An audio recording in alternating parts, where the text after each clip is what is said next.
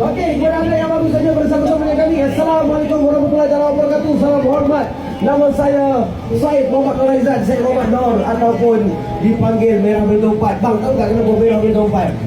Tak tahu. Dulu tahun 2010, bentuk abang mesti tengah kerja lagi kan. Saya pernah masuk dalam program mentor lah.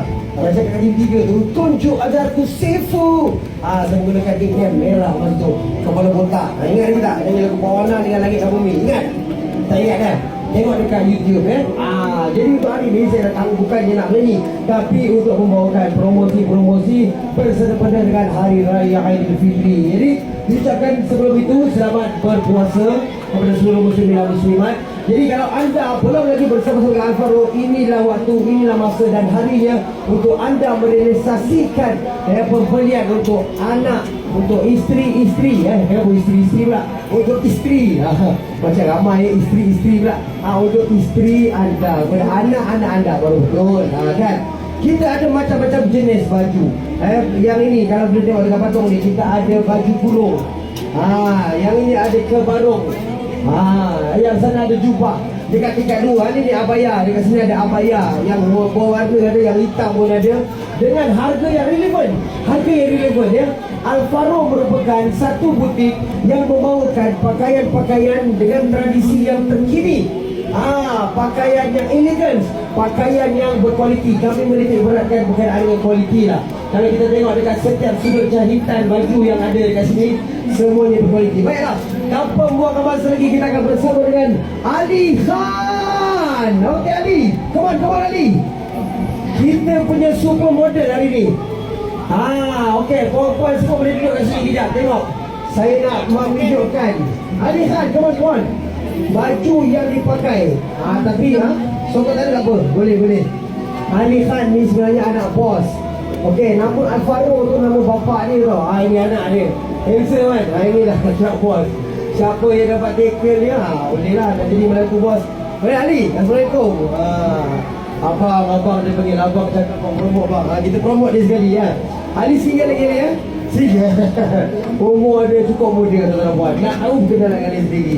Emaknya orang Kelantan, ayahnya orang sana lah, Al-Faruq lah.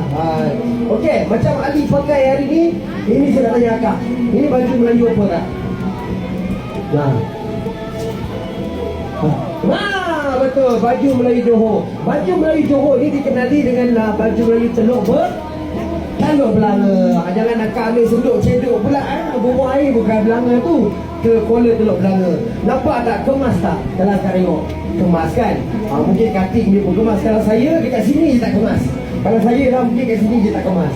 Bang, sorry, saya tapi sebenarnya orang lelaki macam saya, dia perut dah ke depan abang kan abang yang belakang tu pun kalau dia buat tak tahu. Sebenarnya abang pun dia pakai. Ambil saiz yang kena kita. Macam dia pakai ni saiz M.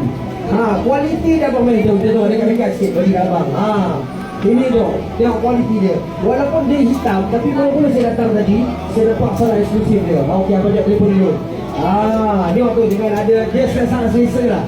Ada button zip kat sini. Dekat kiri dan kanan ni tak ada kan? Tak ada zip. Ada zip. Okey, ini dinamakan baju Melayu Johor Slim Fit. Hello sir. Where come from sir? China. No, saya orang Malaysia. Orang Malaysia tapi convert. Saya agak tahu ke? Dia kadang dapat amoi ke?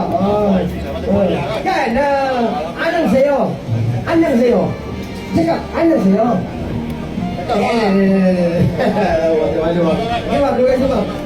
Happy shopping.